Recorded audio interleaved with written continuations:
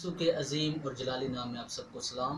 मैं आपके साथ आज एक कलाम को शेयर करना चाहता हूँ और उस कलाम का जो उन्वान है वो है हमारी तरजीहात।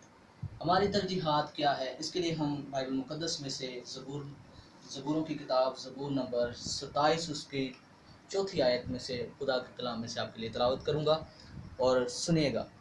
मैंने खुदावन से एक दरख्वास्त की है, मैं उसी का तालिब रहूँगा कि उम्र भर खुदावन के घर में रहूँ, ताकि खुदावन के जमाल को देखूँ और उसकी हैकल में इस्तफसार किया करूँ।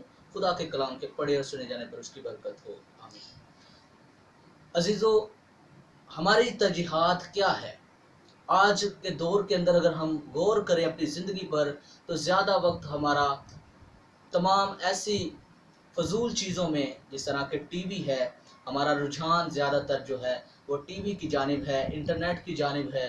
और फिर हम देखते हैं कि हम घूमना ज़्यादा पसंद करते हैं, हम पार्क में जाना ज़्यादा वक्त को गुजारना जो है वो पसंद करते हैं। उसके बाद जिस तरह के यंग जो यूथ है, लड़के हैं, वो ज़्यादातर हम देखते हैं कि बाज़ारों के अंदर कपड़े ख़रीदने में मसरूफ़ हैं और हर तरह से उनकी मसरूफियात जो है वो एक अलग ही हमें नज़र आती है। लेकिन इसके बरक्स हम देखते हैं कि खुदा का कलाम हमें क्या सिखाता है। वो कहता है, दाऊद अपनी किताब के अंदर लिखता है, वो कहता है कि मैं ये चाहता हूँ कि मैं खुदा का तालिब रहूँ, खुदा के घर में उसका इंतज़ार करूँ, इस्तफसार किया करूँ।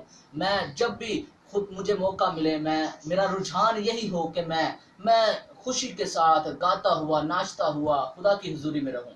और फिर हम देखते हैं कि आज हमारे रुझानात, हमारी तरजीहात कैसी हैं। हम देखते हैं कि बाइबल मुक़द्दस में मुख्तलिफ जो लोग हैं, अगर मैं उनका आपके सामने छोटी सी मिसालें दूं तो आप इस बात को बखूबी समझ जाएंगे। हननिया और सफ़ीरा की जो तरजीहात थी वो हम जानते हैं कि कैसी थी। वो अपने प्लाट को बेच रहे हैं, अपनी जगह को बेच रहे हैं और उसका हिस्सा जो है वो रसूलों के कदमों में ला रहे हैं। लेकिन उन्होंने उनकी तरजीहात जो थी वो गलत थी। उन्होंने खुदा के रूह के साथ झूठ बोला और उसके लिए उनको सज़ा भी मिली और वो मर गए। इसी तरह हम समसून की जो तरजीहात थी उस पर गौर करें कि समसून की तरजीहात कैसी थी। उसने अपने राज को जो था वो दिलैला को बता दिया और इस राज की वजह से उसकी तरजीहात जो थी वो बिगड़ गई, वो खुदा से दूर हो गया।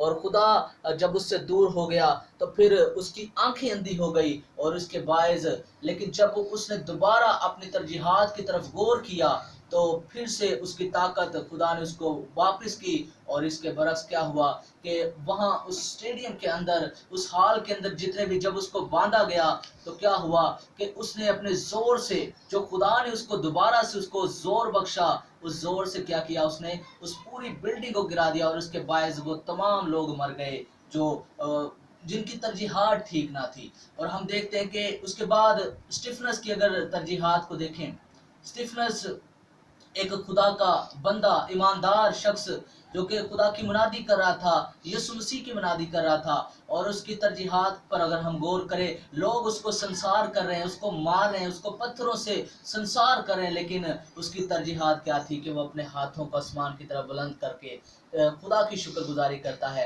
और खुदा यीशु मसीह को अपनी तरफ आते हुए अपनी बाहों को फैलाए हुए देखता है। तो सुलेमान की अगर तरजीहात को देखें तो सुलेमान की तरजीहात कैसी थी कि उसने हैकल को, अगर हम देखें तो उसने 7 साल लगाए हैकल को बनाने में। और अगर उसके महल की बात करें तो उसने अपने महल को बनाने के लिए 13 साल जो है उस पर ज़ाया किए। हम देखते हैं कि उसकी तरजीहात जो थी दुनियावी कामों में थी। उसने बहुत सारे बीवियों के कहने पर मंदिर बनवा दिए और बीवियों के साथ वो गैर मबूदों के आगे भी झुकने लग गया।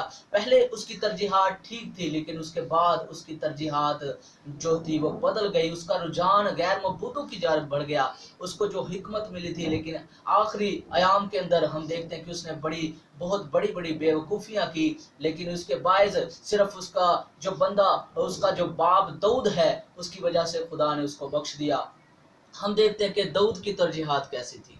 दाऊद की तरजीहात भी ये थी कि उसने अपनी जो बातें थी अपने बेटे तक पहुंचाई और उसने कहा कि ऐ मेरे बेटे, अपने बाप दाऊद के खुदा को पहचान।